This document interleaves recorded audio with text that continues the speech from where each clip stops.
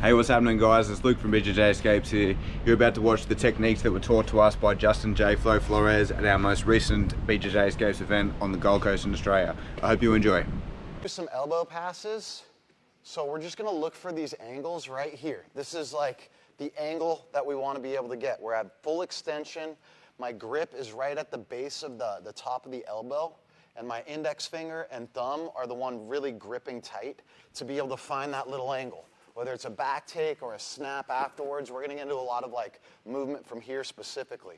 So as a righty, what we're gonna do first is we're gonna go double wrist control on the right arm of your opponent. We're gonna bring our left hand above it, and then I don't want a lot of chasing of the back. What I really want is this little like angle cut with your feet as we push that arm aside. Now my right hand is free. So this is my attack hand, whether I want to go to a single, whether I want to go to a back take, whether I want to go to a snap afterwards. We're just going to look for that angle, and we're going to do that about 8 different ways. This is just the most basic. We're in our stance, double wrist control, coming above it, pushing that through, and relinquishing.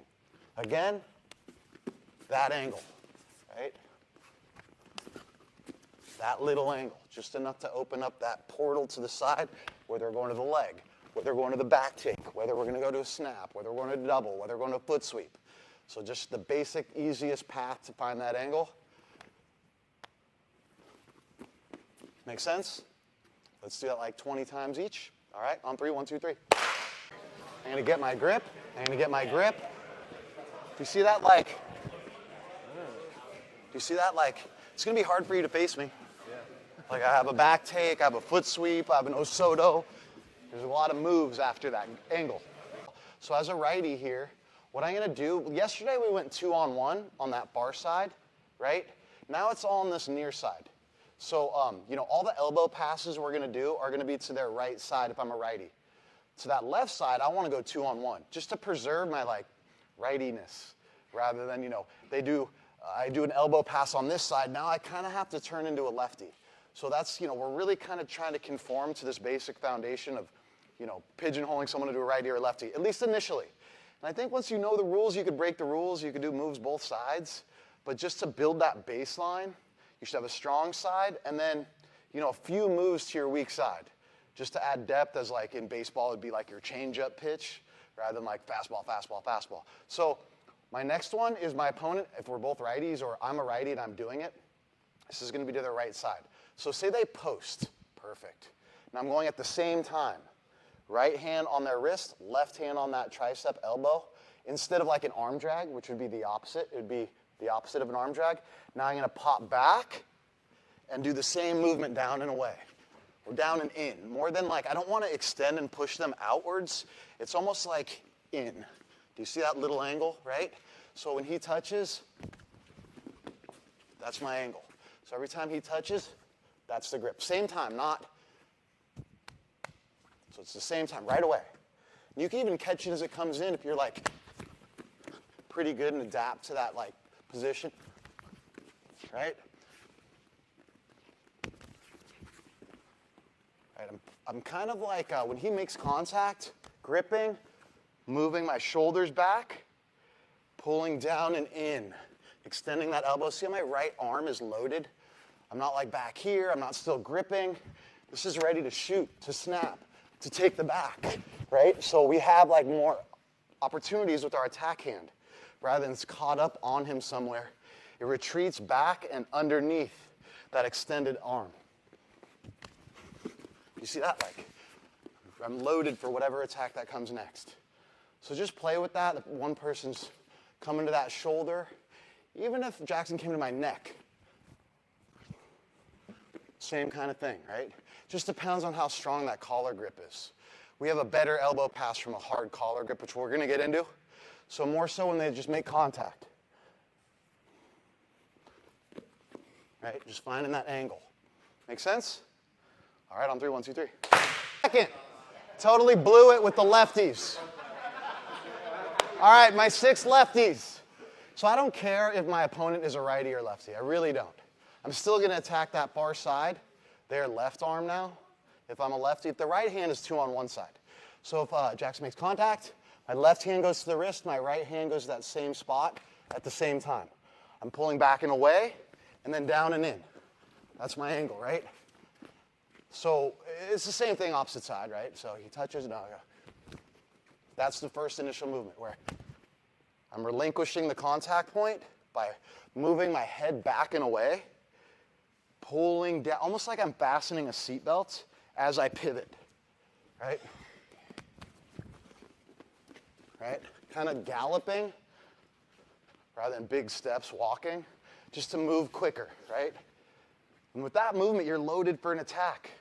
There's plenty of attacks. Rather than taking big steps, it's hard to be on your start line, you know, as a race, if you're out of position. So I like to be in position a lot of times when I'm not attacking, just ready to do. This is like a good loading, right, for whatever attack that may come next. So play with that elbow pass off of that hand coming to that shoulder, all right? On 3, 1, 2, 3. A lot of times when you control the inside, your partner, especially if they're a righty, they're going to try and thread under to get to inside control. That's just the game, like fighting and jockeying for the inside control.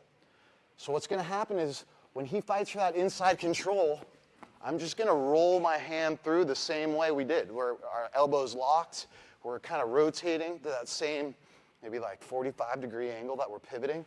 So I have inside control, and if you notice, my elbows aren't locked. They're kind of frayed outwards where there's tension on the outside and underneath.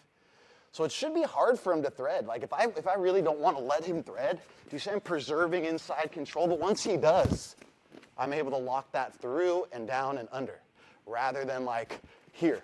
There's no control. He's going to come inside or he's going to snap me.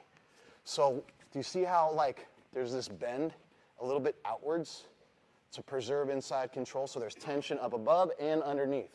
So it should lock them in place for a little bit while you kind of like decide your attack, but they're going to come under with their right side if I'm a righty. Here. So relax. He's going to come under, and I'm going to lock that through the same way. So you're kind of setting a little trap. You know what's going to happen. A lot of times, you know, you could be on the wrist.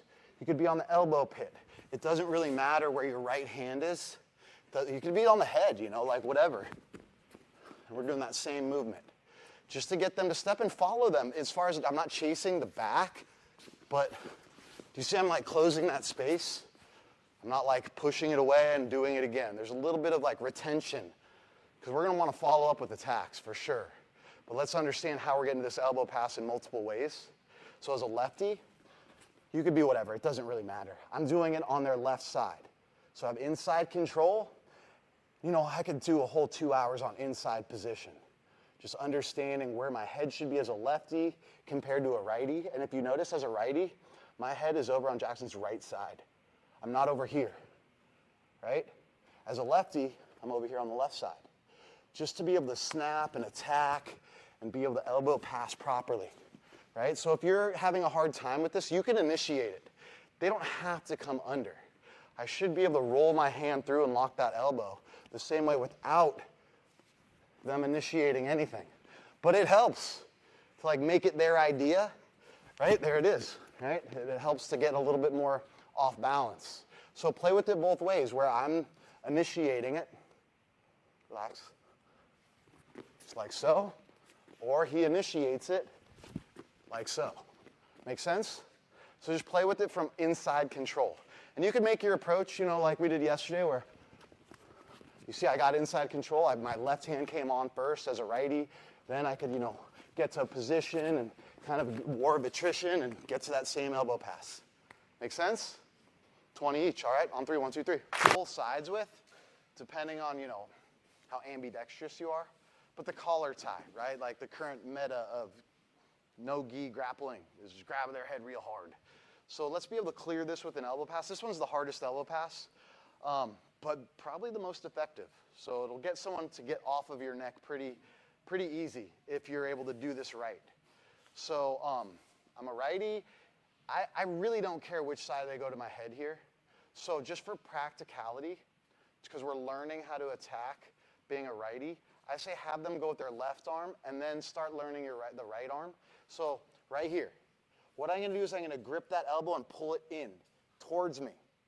Now I'm going to pivot and rotate, and I'm going to pull his elbow probably to like a 45 oblique, not away, but kind of in and down. So my elbow, when I pull this in, stays low, and I pivot and I push this elbow downward rather than pushing it away. That's like a really common mistake on this elbow pass. So it's here. I pull it, and I kind of rotate my head in a way where I'm like rolling my neck out as it's happening. The goal is to like try and bring his elbow to the mat. What's going to happen is he's going to bail on the head and bring his hand off the head and maybe hand to the mat if it's a really good elbow pass. Like if he's putting weight on you, kind of leaning, using you as like a crutch, that's going to be the intended goal. But most of the times you're going to get to a single, a back take, a throw, so that it comes onto the head. I pull it into me. Rather than trying to clear it away, I'm like, oh, you're here? Cool.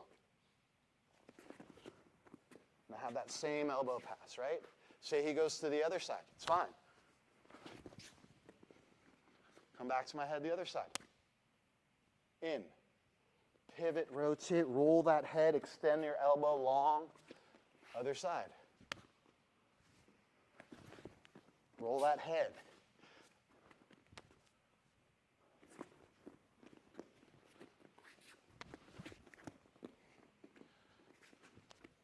In, down, and in. It's almost like Americaning a little bit. Not enough to like really do damage, obviously, but enough to make them bail. That's the real goal, especially people that hold ear to ear. This is the best time to go. If they're holding your head forehead to forehead or with space, we could still do it, but we have other moves, bumps, slide-bys, shrugs, that we're gonna get into.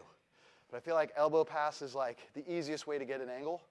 So whichever side, I pull down and in, I pivot and rotate my feet, rotate my head, kind of roll my head, and I have that angle. I might snap after, take the back, whatever. But I want to give you good options to use this elbow pass before we use moves.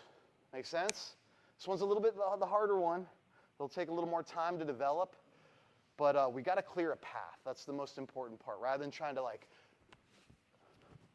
right? We want to like rotate and pivot, pull down and in, and you see I'm kind of ole, right? Like I clear a space for them to go by, matador style. Make sense? All right, on three. 1, 2, 3. My fingernails, my back of my hand right into that armpit. This is going to negate a lot of options for the bottom person to escape. It seems like a lack of control. Usually you think, I got to squeeze them and grab things. No, like a lot of times takedowns don't progress, or control positions don't progress to a higher position because you're desperately holding on to what you currently have. And this is like the perfect case of that. Or if I'm snapping, I don't have to like lock a grip, like grab my own hand. Be okay here. Like even if Jackson was to bring his left hand up, it's not happening. I can still round that corner really easy. Rather than what I explained a little bit over here is if I went to an arm drag or a seatbelt grip. If Jackson lifts his hips up and brings his head down and backs up, I'm gonna slip off every time. Like I've seen it happen a million times. People lose that back take by way of arm drag circle, right? Or I try and get to a seatbelt grip. If, for wrestlers, they shoot a shot and they pivot and rotate around it rather than like taking 4 steps, right? So it's a quick transition to the back. That little angle I'm cutting. So during my snap, a lot of times I'll snap and go right to it. So I'm in, just going right under the arm. That's the important part. Say Jackson did lift his arm and go to a double. I'm able to backstep this thing because I have this in the way. If he went to my leg and I was seatbelt gripping, I'm going to my butt. I'm getting taken down. So this is like this kind of pivot point where it's going to be hard for him to follow in a way where it's going to put his shoulder in jeopardy. So we'll be fine. The more athletic you are, the better. We have other options if they wrestle up. And this is for, maybe younger, more athletic, where I'm going to bring my head to the far side and kind of cartwheel over. When I snap, and just utilize that movement as he's coming up. I just go with him. So being able to take this far side rather than the near side, especially people who are like wrestlers that want to come up and grab legs, that's fine. Look at a kick over, are you still bringing that hand across like you're holding the plate? So as he's coming up, still under it. Now I have spiral rides, near arm breakdowns, inside control, whatever, right? I could look for my hooks in. So, you know, those people who come up, pretty common, right? So we're practicing our snap, boom. That's our movement. Now we could bring our knee down and use it as a pivot point. My right hand retreats to the far love handle, and I rotate around it in a way where I still have good options, you know, to be able to sit through and find hooks. So just practice that transition. And this feet, and I know I'm kind of moving ahead, but you know, I use a half of Uchimata. There's my balance break. I use foot sweeps, right? Say, you know, same movements without having to like throw someone, right? So we're gonna get into all that stuff, but we gotta build a foundation of like almost the middle. The beginning, you'll find those entry points. The end will be easy. It's the middle part that always gets people because people want to throw people real hard, and then it's like, whoa, I got my back taken. Like, could be easier. So let's practice that little transition where we're holding a tray of food. You righties, it's your right hand, and kind of bring it into you. When I teach this a lot, sometimes people come all the way over the back. It's a snap in, right over your other hand. Then you have a clear angle to the back with your hand underneath their armpit. So, you know, we're on our feet, say, I fake. That's it. Have that back take. Make sense? And we're going to use this off an elbow pass. This is the best way to do it. So, you know, whatever elbow pass come up, he tries to come to the inside. He faces me. Right? Same movement. It's just the preceding movements that get you here. Make sense? Perfect. All right, on 3, 1, 2, 3. I want to hear his hands hit the mat before you rotate your right hand. So you're assuming a lot by going, come up, by going, like make sure you boom, ground him. Not bad, good. I like your knee rotation, that's good. All right, break. We're gonna switch gears. There's like a bunch of stuff I didn't have time to get to, but I want to get to it in our short offense, hand fighting, being able to like deal with people on our necks, and stuff where we're not like underhooking or overhooking or pummeling. This kind of like first zone of like combat takedowns where we're not like locked horns. You know, we're not like in a close proximity to do bigger, high amplitude moves.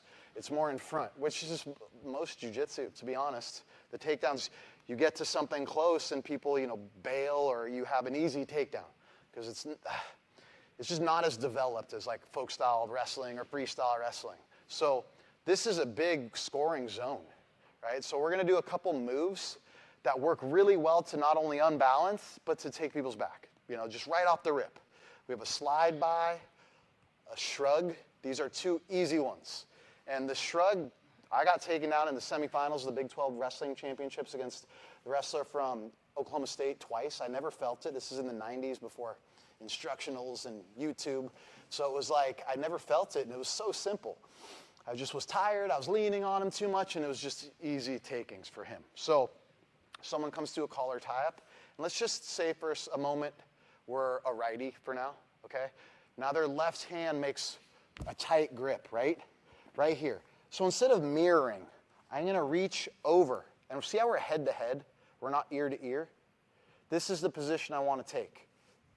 Over the arm that's on the neck. Now my free hand, my left hand, is going to thumb outside to this low tricep, high elbow. And what I'm going to do is I'm going to create like a wave with my hands coming down like a cresting wave, kind of rotating it. As I rotate my hips, almost like a Uchimata. You guys know what Uchimata is? Like how I lift my leg behind me. So I want to be able to rotate on an axis and do a 180 pretty quick. And I'm just going to like slide him through. So especially if someone's like a little pressuring forward, this is a great, quick, off-the-rip takedown. Someone comes to your neck, you drape over it. So he comes to my neck, I drape over it. Right? Just a quick little shrug, man. It's like enough. And there's a lot of cool stuff you could do when they face you. You can foot sweep them. You could shoot into their legs, but for now, this is just enough.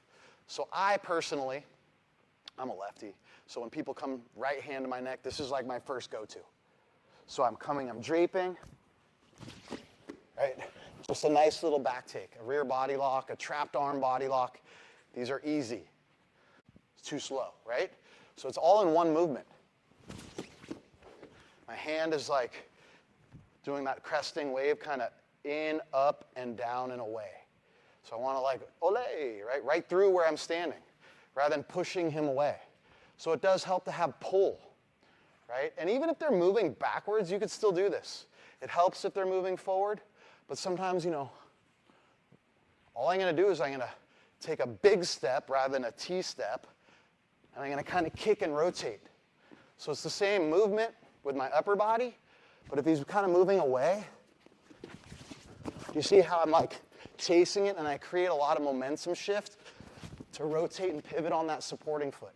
Which, for now, let's just do it static. And this move works really well forward and back rather than circling. I'm just going to show my cards and it's hard to get to.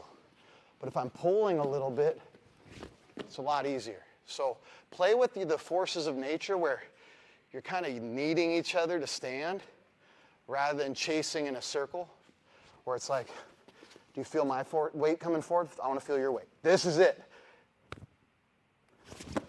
All right. Nice and easy, man. This takedown is dynamic. It's quick. The easiest foot sweep in the world comes from this, too, when they circle off and face you, which we're going to get to, I promise. Like how to use our lead leg in a way where you're going to create an opening off of this when someone overcorrects to face you. It's a great one, especially because I'm already on one foot. I don't have both feet on the mat and then have to take a third step to sweep. I'm just right in position for if they circle to face me. But the goal is to get their hands to the mat. That's the goal. So he's on my neck, I'm draping over, right? Shoo him through, and then we have the back. Make sense? Questions?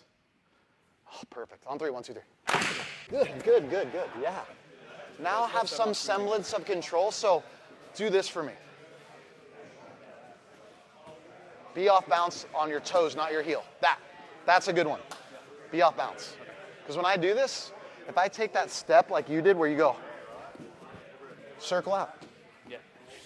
Be off balance forward. So if I do it this time, be on my head. You see how I'm with you now? Yeah. So commit. Commit in a way where it's a change of direction. All right, break. Now for my favorite off-the-rip takedown that exists. It's just a slide-by. This is going to take more than 5 minutes to teach, but I can do my best. So, and I think let's do our best to stay with our system of being a righty or lefty rather than, it really matters for this takedown, I think, because this leads to a lot of other opportunities where you want to have a second or third move open. So just for first things first, say I'm a lefty. And this correlates really well with okay, reach with your opposite hand. So what I'm going to do is I'm going to reach with my opposite hand and then go to the neck. Usually exactly. I'm baiting him to come to my neck. So I'm head to head, I'm not ear to ear. Perfect. Now my left hand, as a lefty, is going to drape into this armpit, so circle. See my pinky? You can see my pinky. That's what I want. I want to be long. I don't want to be short and grabbing his elbow. I want to be in this space. Okay, so what I'm going to do is a very similar movement, but what I'm going to do now is I'm going to lift and pull through. My elbow that's on the head, or in the armpit, comes straight up. And then I limp arm straight through. So I want him to pass through me the same way. Instead of on one side, I have two sides of control. Now I have this great grip, man. This grip is going to lead me to getting hooks in, is going to lead me to finishes. This grip right here. So when I finish this through, he should be off balance behind me where I started and follow that chain to like a 45-degree downward slope rather than lifting upwards, down, and follow that same line. Even lateral movement helps. So I'm in my stance, I come to position. See the spiral ride? Where, very common in folk style wrestling, this position where you're draped to the far neck and you have a thigh pry. it opens up this side to throw a hook in. It's great, even if he Granby rolls or if he tries to get up, very difficult. Rather than doing a body lock, which doesn't lead, I mean, it leads to like you controlling them, but what's next, right? A lot of times. So this slide-by, man, one of my favorite weapons. A lot of times it emanates from me not letting him get to my head. So if I go to the neck, I'm controlling this elbow pit, a lot of times he's gonna fight to get to my head, right? And at some point, I'm like, okay, I'll just let him. So I'm like giving him what he wants and taking it. It's like, it's your idea, okay, cool. Letting him. Then I slide my pinky into that spot, pivot and rotate, pull, turn, right down to the mat. So it happens behind me.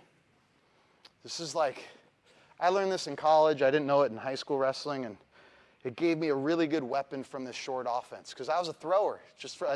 I probably had 3,000 or 4,000 judo matches by the time I ever started wrestling. I didn't have one wrestling match. So I had a lot of holes in my game. If they shot in, cool, I could throw them. If they stood up with me, cool, I could throw them. But the people that were probing on low on the outside or down on one knee, really difficult. And this works really well with the snap. You know, like if I'm able to, you know, snap someone and go to this, good little option from far control rather than pummeling and getting really to the inside. A lot of times I could just drape and relax and kind of wait for them to get to my head. I have good control. I can use this thigh pry to ground someone. Right? Now I can throw that hook in. Now I have really good cross body control to throw a second leg in, whatever, right? It's just a great way to build upon the takedown in a seamless transition.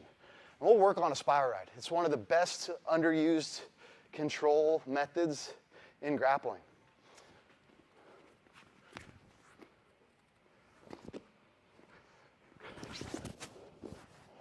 All right, if you're in here, that's fine too. Just be heavy on that shoulder and slide it in, circle, circle, circle, circle. Say he does a Granby right shoulder roll, right? Okay, I'll go left. Throw that hook in. Right shoulder roll. I have that hook in because I'm using that thigh pry. So we're doing our right-sided, which not the best out here. I'm draped into that pinky, into the stinky, what my old coach called it. I'm down on this far side, weight on the top of the shoulder and neck to bring him down. You know, it's a great control position. To put that far hook in, to be able to like pull this near hook in, to be able to have this angle, rather than just clasped and holding tight. Top bottom control. It's really hard for him to stand up or roll because I'm kind of like rotating in a way where his lower body and his upper body are controlled well. This spiral ride. And we're already there from our slide-by. One more time, righty. I'm draped, he's draped, kind of framing instead of ear to ear. It's really hard to do this ear to ear. So a little bit of extension. That same movement, pulling, rotating, heavy on the shoulder. I can throw that hook in pretty easy, right? Makes sense? I know this one's gonna take a little bit of time, so play with, you know, rotating, pulling, letting go. Especially, that's the hardest part, is letting go. People wanna hold on to this the whole time. It's like bail on it.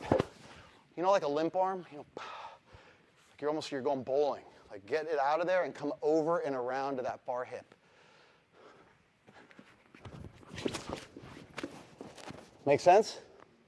Let's play with it. On 3, 1, 2, 3. Righto guys, that's the end of the technique video for the day. I hope you enjoyed it and got some good takeaways from it. If you ever want to jump on board a future BJJ Escapes event, head over to our website or check out our Instagram page. We run events all throughout the year in a few locations internationally. Hope to see you on one of the events sometime soon. Cheers.